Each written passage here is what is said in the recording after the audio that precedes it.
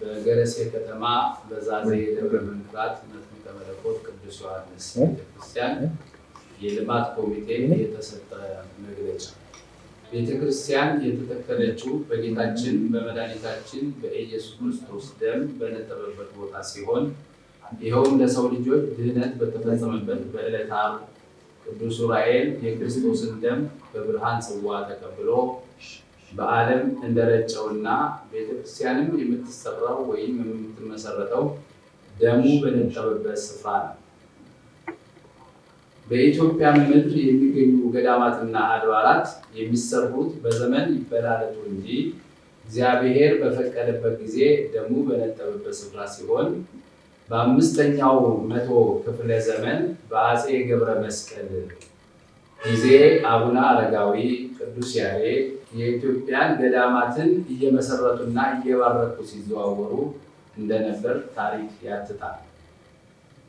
ስለሆነም እመቤታችን የተቀመጠችበትን ጣና ቂርቆስን አይተውና ተሳልመው ወደ ዙር አምባ ከዚያም ተድባበ ማርያምን መርጦለ ማርያምን አይተው ወደ ሸዋ ተሻግረው ጓጽዮንን ዋሻ ሚካኤልን እንዲህ እያሉ ከዚያም ወደ ደቡብ ኢትዮጵያ የሀገራችን ክፍል መጥተው መስዋዕተ ኦሪት የተሰዋባት ብርብር ማርያምን ደርሰው ቦታውን ባርከው አሁን አርባ ምንጭ የሚባለውን ሀገር አቡነ አረጋዊ ቅዱስ ያሬድ አፄ ገብረ መስቀል ጭምር ሀገሩን እንደባረኩትና በሀገሩም ላይ ውሃ ስላልነበረ አቡነ አረጋዊ ጸሎት በመጸለይና ምድሪቱን በያዙት መስቀል ሲባርኩት አርባ ምንጭ እንደፈለቀላቸውና በዘመኑም በጸበልነት ያገለግል የነበረ ሲሆን ዛሬ የከተማው ስያሜ ከዚህ የተነሳ እንደሆነና የከተማውን ሕዝብ የሚጠጣው ውሃም እንዲሁ ጻድቁ አቡነ አረጋዊ በቁጥር 40 ምንጭ ያፈለቁት እንደሆነ ያፈለቁበትም የእጃቸው መስቀል በጥንታዊቷና በታሪካዊቷ በብርብር ማርያም እንደሚገኝ የታሪክ ማህደር ያስረዳል። በመሆኑም ያኔ የደቡብ የሀገራችን ክፍል አቡነ አረጋዊ ሲባርኩት ገረሴ መጥምቀ መለኮት የተሰራበትን ቦታ ጻድቁ በኪደተ እግራቸው ስለባረኩት በክርስቶስ ደም የነጠበበት ቦታ በመሆኑ ጊዜው ሲደርስ በቅርቡ በ1999 ዓ.ም ተቆርቁሯል። ይህ ብቻም አይደለም። ከአቡነ አረጋዊ ሌላ 9 ቅዱሳን በተለያየ ጊዜ ወደ ደቡብ ኢትዮጵያ በመምጣት በጸሎታቸው በኪደተ እግራቸው ባርከውታል። እግዚአብሔር ስራ ሲሰራ ሰውን ምክንያት እያደረገ እንደሚሰራ መጽሐፍት ምስክር ናቸው። ሕዝበ እስራኤልን ከባርነት ለማውጣት ሙሴን እንዳስነሳ ታቦቱም ከእግዚአብሔር ለመቀበል 40 መዓልት 40 ሌሊት ሙሴ እንደጾመና እንደጸለየ ከዚያም የሕጉን ጽላት እንደተቀበለ ይታወቃል። ብርሃነ ዓለም ቅዱስ ጳውሎስም ከአሳዳጅነት በብርሃን ተማርኮ ምርጥ ዕቃ እግዚአብሔር አድርጎታል። በዛዝሄ ደብረ መንክራት አካባቢ ቤቱን ለመስራት እግዚአብሔር ምክንያት ያደረጋቸው በሕይወታቸው ፈጣሪ አለ ብለው አንድም ቀን የማያምኑ መስራት መብላት ብቻ ሕይወታቸውን አድርገው በድንግዝግዝ ከሚኖሩ ከአካባቢው ሰዎች መካከል የበፊት ስማቸው ዳዊት ሆና ኡራ የአሁኑ ስማቸው አባ ክንፈ ገብርኤል በቅዱስ ዮሐንስ አማካይነት በማሳመን ከአሕዛብነት ወደ ክርስትና መልሶ የእርሻቸውን ቦታ ለጸበል እንዲሰጡ አድርጎ አሁን ቤተክርስቲያኑን ባለበት ስፍራ 40 መዓልት 40 ሌሊት በአንድ ቦታ እንዲቀመጡ በማስገደድ አባታችን ሆይ በሰማይ የምትኖር ስምህ ይቀደስ የሚለውን ክርስቶስ ለደቀ መዛሙርቱ ያስተማረውን ጸሎት እንዲጸልዩ በማድረግ በብርሃኑ ውስጥ ድምፁን እያሰማ እኔ መጥምቀ መለኮት ነኝ፣ አንተ የኔ አገልጋይ ትሆናለህ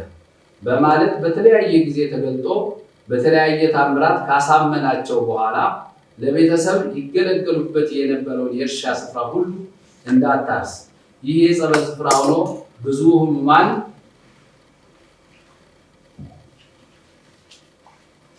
ይፈወስበታል፣ ዕውራን ዓይናቸው ይበራል ብሎ አዟቸው የእርሻውን ቦታ የጸበል ስፍራ ሆኖ ዛሬ ከአራቱም ማዕዘን የኢትዮጵያ ክፍል እየመጡ ከጨጓራ ካንሰር፣ ከአንጀት ካንሰር፣ ከደም ካንሰር፣ ከኩላሊት፣ ከእንቅርት በሽታ ይፈወሱበታል። በአልጋ መጥተው ቆመው ይሄዳሉ። እግራቸው ያበጠ መቆም ያቃታቸው ቆመው እንዲመላለሱ አድርጓቸዋል። በልጅ ማጣት የሚሰቃዩ እናቶች ልጅ እየተሰጣቸው በልጆቻቸው ተደስተዋል። በመሆኑም የጸበሉ ፈዋሽነት በዓለም ስለታወቀ ወደዚህ ስፍራ ከሁሉም ቦታ ስለሚመጡ በቤተ መቅደሱ ውስጥ ገብተው ሕሙማን ንስሐ ገብተው ምስጢራት መፈጸም ቀርቶ ለአምስቱ ልዑካን በሚገባ ዑደት እየፈጸሙ ቅዳሴ መቀደስም ሆነ ሕዝቡም ማስቀደስ ስለተቸገሩ አሁን በመገንባት ላይ ያለው ቤተ መቅደስ ሊታነጽ ችሏል። ይህ ቤተ መቅደስም እስካሁን ድረስ ወደ 35 ሚሊዮን ብር ወጪ የተደረገ ሲሆን ይኸውም ለመሰረትና ወለል ላይ ላሉ ኮሎኖች ስራዎች የተከናወነ ሲሆን ቀሪ ስራዎችም ሰርቶ ቤተ መቅደሱን ለፍጻሜ ለማድረስ እስከ 108 ሚሊዮን ብር ይደርሳል የሚገመት ወጪ የሚያስፈልገው ስለሆነ የገረሴ መጥምቀ መለኮት ቅዱስ ዮሐንስ ቤተ መቅደሱ እንዲታነጽ በአካባቢው ያሉ ምዕመናን በቂ ስላልሆኑ በዓለም ለሚገኙ ለዮሐንስ ወዳጆች ለመንገድ ስለተገደድን መጋቢት 18፣ 19፣ 20 የቀጥታ ስርጭት ስለምናደርግ የመጥምቀ መለኮት ቅዱስ ዮሐንስ ወዳጆች፣ የተዋሕዶ ልጆች፣ የቅዱስ ዮሐንስ ውለታ ያለባችሁ ሁሉ ይህን ቤተ መቅደስ ተረባርበን እንድንሰራ በመጥምቀ መለኮት ቅዱስ ዮሐንስ ስም እንማጸናቸዋለን። ወስብሐት ለእግዚአብሔር ወለወላዲቱ ድንግል ወለመስቀሉ ክቡር አሜን። አሁን ደግሞ እናንተ ስለ ቤተክርስቲያኒቱ ማወቅ የምትፈልጉት በተለይ ታምረኛ የጸበል ቦታው ስርዓቱና ክንውኑ ብዙዎችን ያዳነ የፈወሰ ለታሪክ የሚሻገር በጣም በርካታ ምስክርነት የሚሰጡ ድነው ተፈውሰው ደስ ብሏቸው የተመለሱ በርካቶች ስላሉ ከዛም አንጻር ማንሳት መጠየቅ፣ እንደዚሁም ደግሞ የቀጥታ ስርጭቱ የት ይከናወናል የመሳሰሉት ነገሮች ጥያቄ ማንሳት የምትፈልጓቸው ነገሮች በጠቅላላ እያነሳችሁ ከዚህ መመለስ እንደሚቻል ገልጻለሁ። እግዚአብሔር ይስጥልኝ። የምትፈልጉት ነገር ካለ መጠየቅ ያለባችሁ ያልተበራራላችሁ ነገር ካለ መጠየቅ ይቻላል። እንደገለጠው ያው የላይቭ ፕሮግራም የሚካሄደው በአዝማን ሆቴል ነው የሚሆነው። ቀን ገልጠናል። መጋቢት 18፣ 19፣ 20 ይቅርታ አካውንት አለው ያን ብለው አካውንቶቹን በቃል ነገር በገረሴ መጥምቀ መለኮት ወይም ዛዝኤ ደብረ ምንድራት መጥምቀ መለኮት ቅዱስ ዮሐንስ በሚል ስም የተከፈተ ነው። አቢሲኒያ ባንክ 24 95 78 207፣ ንግድ ባንክ 1071 57 88 927፣ አሐዱ ባንክ 00 87 75 67 11 7 01፣ አዋሽ ባንክ 01 35 21 72 94 71 101፣ አባይ ባንክ 95 21 11 29 35 26 50 10። እነዚህ በገረሴ መጥምቀ መለኮት ዛዝኤ ደብረ ምንቃት በሚል የተከፈቱ ለቤተክርስቲያኑ በልማት ኮሚቴ የተከፈተ ነው። ለበለጠ መረጃ ስልክ አለ ያናል 63 68 18 09 25 55 55 66 0931 22 33 55። ቀጥታ ስርጭት የሚደረገው በዩቲዩብ ነው ወይስ በቲክቶክ? ቀጥታ ስርጭት የሚደረገው በቲክቶክም በዩቲዩብ ነው። ዩቲዩቦቹ መግለጽ ከተፈለገ በራማ ሚዲያ፣ በኢትዮጵያ ሚዲያ፣ በኮንፈርሜሽን ሚዲያ፣ በዲጂታል ነው። እነዚህ ሚዲያዎች ናቸው። በተለያዩ ሚዲያ እና በቲክቶክ እንደ አዲስ ነው የሚገነባ የነበረው ለማደስ ነው ቤተክርስቲያኑ ለማደስ ሳይሆን እንግዲህ በ1999 የተመሰረተ ያልነው በዛን ጊዜ አባታችን እሳቸው ናቸው። ትንሽ ቤት ናት የተሰራችው በቆርቆሮና 5 ሁሉ እንኳንም ቅዳሴውን በስርዓቱ ማከናወን ቅዳሴ ሌሎቹ ህዝበ ክርስቲያኑ ገብተው ማስቀደስ አይችሉም። እሷ በቆርቆሮ የተሰራች ነው። እዛ ጋር የሚመጡት ግን ከአራቱም ማዕዘን ቅድም በመግለጫው እንደነገርኩናችሁ በኢትዮጵያ ክፍል ህሙማን ይመጣሉ። በአልጋ ተይዘው ይመጣሉ። አይናቸው የፈረጠ ይመጣል። እግራቸው ያበጠ ይመጣል። ልጅ አጥተው የሚንከራተቱ ይመጣሉ። በጨጓራ ካንሰር፣ በጡት ካንሰር፣ በማህፀን ካንሰር ተቸግረው የሚመጡ ብዙ ህሙማን።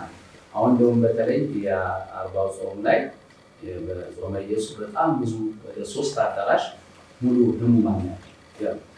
ስለዚህ እነዚህ ህሙማን መጥተው ስብከተ ወንጌል ሁልጊዜ ሰርክ ጸሎት ያለ ይማራሉ።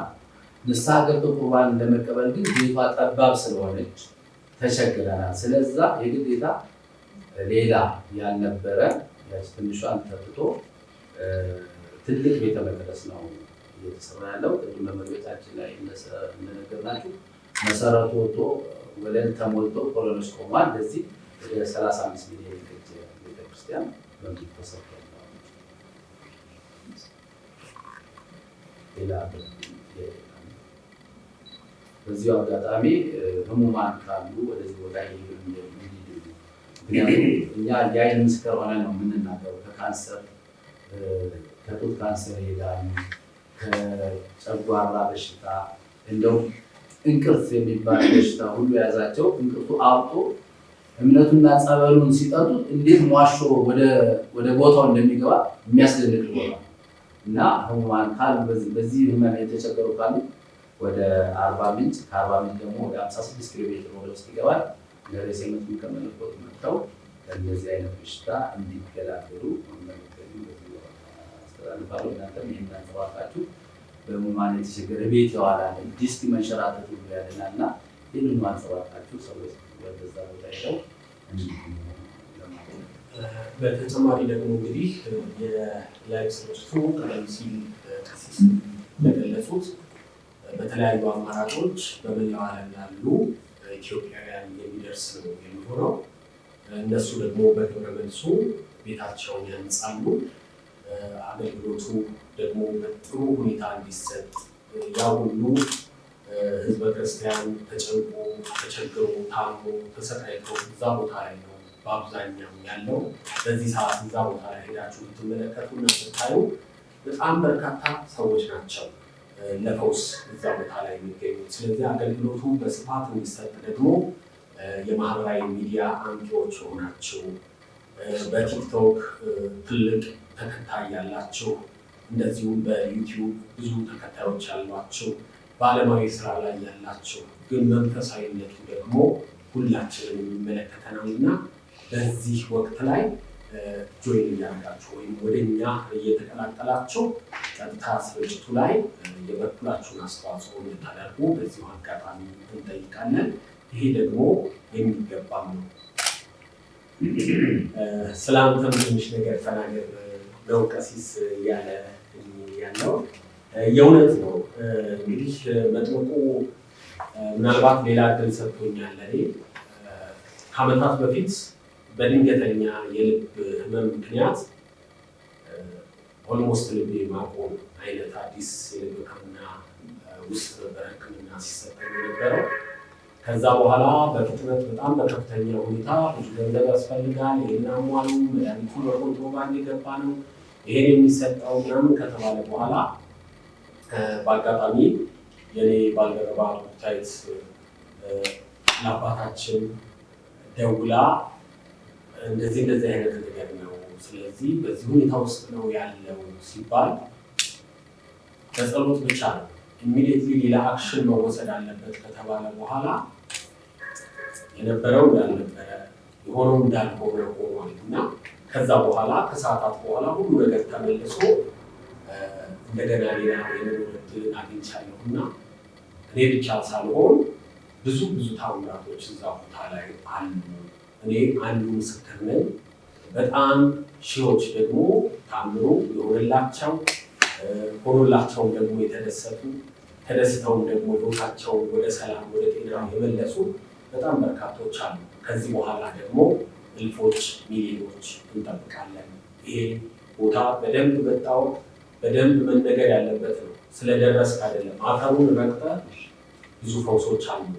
በጤዛው የጡት ካንሰር ነቅሎ የወጣላት እንስታለች ሙሉ ነው። ከዛ ሲቀጥል ደግሞ እያንዳንዱ ደዌ በአልጋ ተይዞ በእግሩ ቆሞ እልል እያለ የተመለሰ በጣም በርካታ ነው። የህይወቱ ውጣ ውረድ ያጋጠመው ብዙ ስንክሳር ውስጥ ያለ ከዛ አምልጦ ከፍ ብሎ ዛሬ ህይወቱን በጤና እንደዚህ መንፈሳዊ ህይወቱን ደግሞ ምክንያቱም ሁላችንም በዓለም ስንኖር የምናጠፋው የምንስተው የምንርቀው ነገር አለ።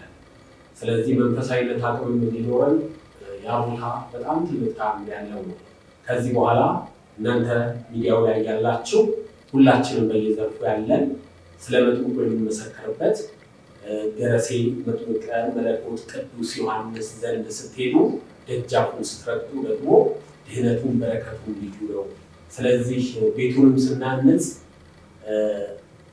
ብዙ የተጨነቀ ህዝበ ክርስቲያን እንዳለ ወገኖቻችን በምን አይነት ሁኔታ ውስጥ እንዳሉ እያሰብን መሆን አለበት። ሚዲያ ደግሞ ትልቅ ኃላፊነት አለበት። ኃላፊነቱን ሲወጣ ደግሞ ብዙዎች የመዳን አማራጭን ያገኛሉ። ሆስፒታል ለአንድ ሕክምና ምን ያህል ነገር ነው በአሁኑ ሰዓት እየተጠየቀን ያለ ነው፣ ሁላችሁም ታውቁታላችሁ። እዚህ ቦታ ደግሞ የእግዚአብሔርን መንገድ መከተል በነፃ አገልግሎትን ማግኘት ነው። ቆመው ቀን ከሌት የሚያስተናግዱ ትጉሃን አሉ በአባታችን ስር እና እነሱ ደከመኝ ሰለቸኝ ሳይሉ እኛ መድከም የለብንም እና ይህን ነገር አበክራችሁ እንድትሰጡልን እንፈልጋለን። አመሰግናለሁ። እግዚአብሔር ያክብርልኝ። እሺ እንግዲህ ስላገናኘን እግዚአብሔር ስሙ የተመሰገነ ይሁንልን።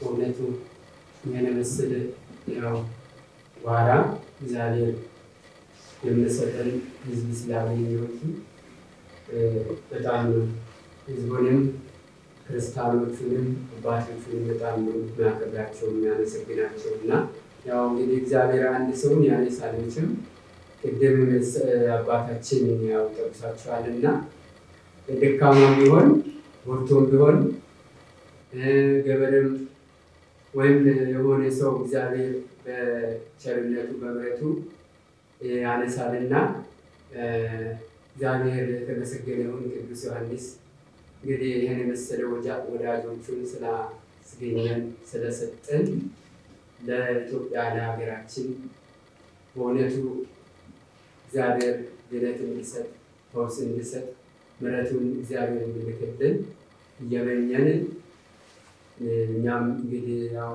እንደምታውቁት እኔም ያው ገብሬ ነኝ። ምንም የማውቀው ነገር የለም። ወደ ሃይማኖቱንም አልገባውም። እዛን ጊዜ እግዚአብሔር እንግዲህ ያው በራሱ መጥቶ ምን አለኝና እንዲህ አገለግላለሁ ስል ነው። ያው እንግዲህ ግዴታ ያን ያህል ቀን 40 ሌሊትና 40 ቀን ጾም ጸልይ ብሎ እግዚአብሔር መጥቶ እየጾምኩ እየጸለይኩ ሜዳ ላይ ውስጥ ጥሎኝ ሁሉም የሚያዛን ጊዜ የሚያውዝ ልክ ስላልሆንኩ ሰውየው ይሁን ይብን ብለዋለሁ። ብዙ ነገር ነው የተናገሩኝ እና እግዚአብሔር ደግሞ መጨረሻ ላይ ታሪኩን ያው ግልጽ አሳይተዋል እና ሰው እንዴት ታሞ መጥቶ እንደሚድን በአልጋ ተሸክሞ መጥቶ ይድናል። ደግሞ እግሩ አበጠው መጥቶ 3 ቀን 4 ቀን ላይ ሄዶ ይወጣል። ልጅ የለኝም ብለው መጥቶ የሚያለቅሱትን ልጃቸውን አቅፎ እንዲመጡ አዟል ቅዱስ ዮሐንስ። የተቸገሩ የተጨነቁ ሁሉ በቦታው በመርገጥ ስድን እንግዲህ እኔ በአይኔ ለራሴ ያየሁት ነገር አለ። እንግዲህ ሁሌ እዛ ቦታው ላይ ነው የሚያገለግለው። አሁን ይህም ግዴታ ስለሆነ ለትቼ እንግዲህ ልመና ስለሆነ ወደዚህ በእውነት ተጠርቼ የመጣሁትና በቦታው ተልቼ ረቅ ብዬም እጄም አላውቅም። አሁን ከዚህ ቅርብ ጊዜ ሳምንት ይሆናል አንድ እዚህ ከአዲስ አበባ አንድ አባት ልጅ ይዞ ሄዷል። ልጁ ትንሽ አይናገርም በጣም ነው እንትን ብለውና ልጁ ሄዶ ተናግሮ በጣም ከዛ ተመልሰዋል። እሳቸውም ለራሳቸው ሳይንስ አለ 20 ዓመት ታምሜያለሁ ብለዋል። እንግዲህ 20 ዓመት ሳይነስ ታምሜ አሁን ዛሬ ይኸው ተፈውሶኝ ነፃ ሆኜ የሄድኩትኝ ብለው ምስክርነትን ሰጥቶ ነው የወጡት እና እንደዚህ ሁሉንም እግዚአብሔር እንግዲህ ያው አለ ያው ታማሚ ያለ በሽተኞች አሉ ሄዶ ቦታው ላይ እንዲፈወሱ እንዲድኑ ሁነን እናጋብዛቸውና እግዚአብሔር በኢትዮጵያም በውጭም ያሉት ይሄ ያው እንግዲህ ችግር ያለበት ቦታ ነው። ያው ሰው ይሄን ያህል ወደ ሃይማኖቱ ያልመጣበት ነውና በጣም ጥቂት ክርስቲያኖች አሉ። ቤቱ በጣም ከአቅም በላይ ሲሆን ሲወጣ ሲወርድ እንግዲህ አይተዋል አባታችን ሲወጣ ሲወርድ ከአቅም በላይ ሲሆን ወደ እሳቸው እግዚአብሔር ደግሞ ጠርቶ እሳቸውም ሄዶ አይቶ እንግዲህ ይሄ እንዴት ነው የምናደርገው ብሎ ተነጋግረን ነው አሁን ወደ እንግዲህ እንደዚህ ያለ ኃይል ላይ የመጣ ነውና እግዚአብሔር ይስጥልን። እግዚአብሔር እንግዲህ እግዚአብሔር ቤተ መቅደስ የምንሰራ ሰዎች እግዚአብሔር ያድርግልን። በጣም የምናመሰግነው በጣም የምናመሰግነው ለእውነት እንግዲህ ይህን ያህል ህዝበ ክርስቲያን በማግኘት በቆርቆሮ እንዲሰሩ በጣም እየጋበዝን እግዚአብሔርን እየለመንን እየጸለይን ምን ያለነውና እግዚአብሔር ይስጥልን። እናመሰግናለን። አባታችን ይስጥልን። የአባታችን በዝርዝር ነግረዋቸዋል። በቤት ውስጥ ያሉ በተለይ በፊት በጨጓራ፣ በደም ካንሰር፣ በጡት ካንሰር የሚሰቃዩ አሉ። መዳን የሚፈልጉ ግን የመዳኛቸው ቦታ ያልተገለጸላቸው። ስለዚህ በሚዲያ በቲክቶክም ሆነ በዩቲዩብ ይህንን ነገራችሁ የቅዱስ ዮሐንስ ታምራት እየተገለጠ ስለሆነ ሁሉም ሄደው በቦታው ላይ እንዲፈወስ እንዲድን ያለምንም ችግር እኛ አቅጣጫውን እንሰጣለን። 40 ከደረሱ በኋላ 56 ኪሎ ሜትር ወደ ውስጥ ይገባል። የተዘጋጀ አዳራሽ አለ። ሁሉም እዛ ተጠምቆ አባታችን እዛ ዕለት በዕለት ጠዋት የወጡ 11 ሰዓት ነው ወደ ቤት የሚገቡት። ሁሉም እያስተናገዱ እና በቤት ተቸግራችሁ ያላችሁ ሁላችሁ ህዝበ ክርስቲያኖች ሄዳችሁ ቦታው ላይ እንድትፈወሱ ያለን እግዚአብሔር ይስጥልኝ። ስላዳመጣችሁ ሌላ ጥያቄ 3 ቀን ከሄደው ሰዓት ይገለጽ 3 ቀን ላይ ሲተላለፍ ከስንት ሰዓት ሰምተናል? የላይቭ ሰዓት ያው ዓርብ 18 ከ12 ሰዓት ጀምሮ በ19ም እንዲሁ በ12 ሰዓት ጀምሮ በ20ም ከ12 ሰዓት ጀምሮ በቲክቶክም በዩቲዩብ እንግዲህ ከ12 ሰዓት ከምሽቱ 12 ሰዓት እስከሚነጋ 10 ሰዓት ድረስ ሶስቱም ቀን ማለት ነው። የታሰረውን ሁሉ የሚፈጸምልን ቅዱስ ፈቃዱ ይሆንልን። በሰላም ያውለን። ወዳላችሁበት እንዳትላካችሁ ምናምን አቡነ ዘበሰማያት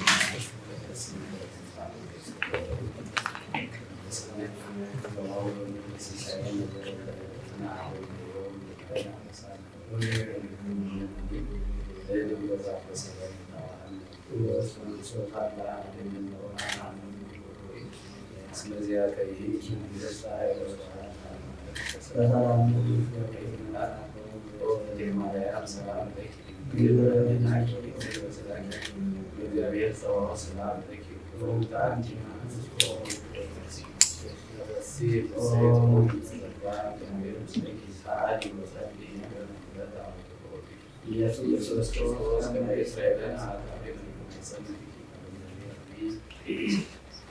የኢየሱስ ክርስቶስ ስራ ኃጢአት ወኃጢአተ ኩሉ እግዚአብሔር